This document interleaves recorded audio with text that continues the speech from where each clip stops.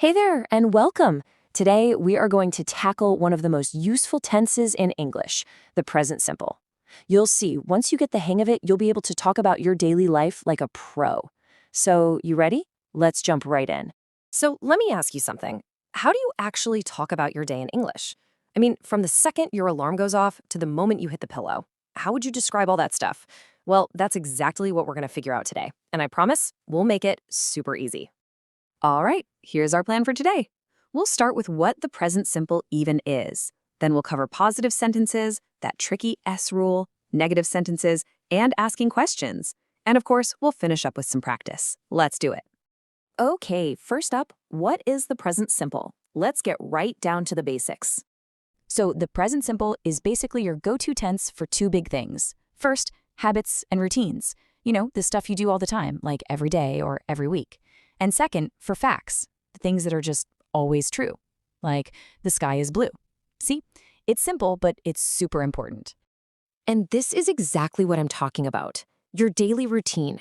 Waking up, eating breakfast, catching the bus. These are the little pieces that make up your day. And guess what? The present simple is the perfect tool to talk about all of it. All right, you got the basics. Now let's build some positive sentences. So, to make this easy, I want you to meet Sarah. We're going to follow her through her day. And here's the first rule, and trust me, it's the easiest one. For I, you, we, and they, you just use the verb as it is. No changes, nothing fancy. It's that simple. So look at Sarah. She starts her day and she says, I wake up at 7. See that? Just wake up. Simple.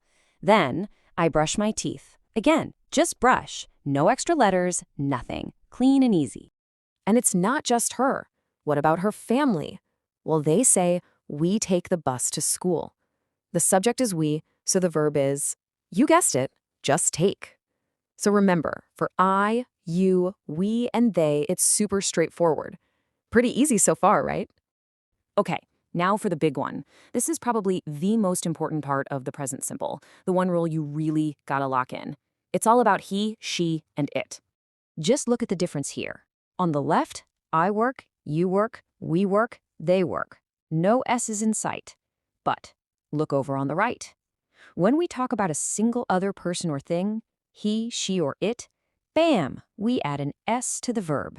He works, she works, it works. This is the key, right here. But wait, it's not always just adding an S. There are a few little spelling tweaks to know.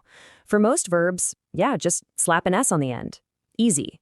But if a verb ends with a sound like ch or sh, we add es. It just sounds better, right?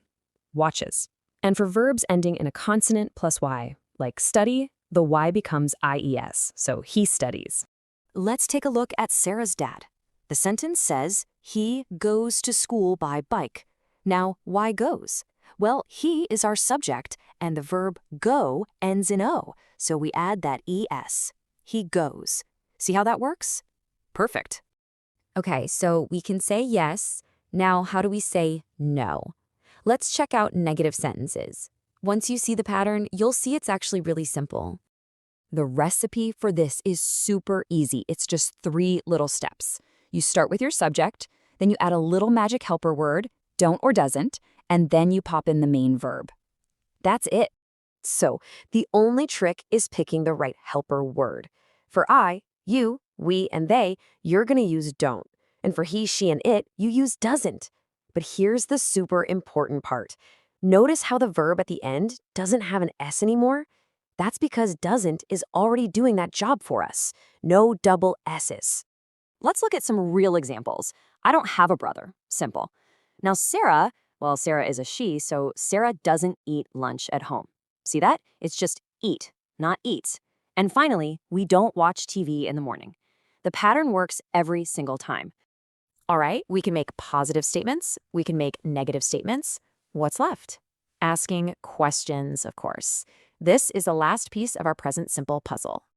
And guess what? The recipe for questions is just as easy. We use those same helper words, do and does, but this time they go right at the front. So you start with do or does, add your subject, and then finish with the main verb.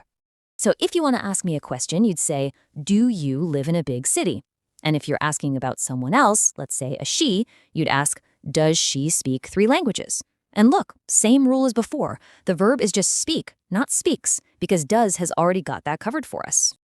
Okay, you've learned all the rules for making positive sentences, negative ones, and even questions.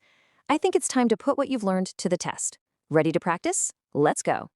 All right, here's the first one. My brother, his favorite TV program every evening. Should it be A, watches, or B, watch? I'll give you a second to think about it. Okay, you got it? The answer is watches. Awesome. And why is that? Well, my brother is just like saying he. And remember that special S rule? For he, we have to add an ending to the verb. And since watch ends in CH, we add ES. You guys are doing great. You've done an absolutely fantastic job today. Seriously. Now, the best way to make sure all of this really sticks in your brain is to use it yourself. So, I have a little challenge for you.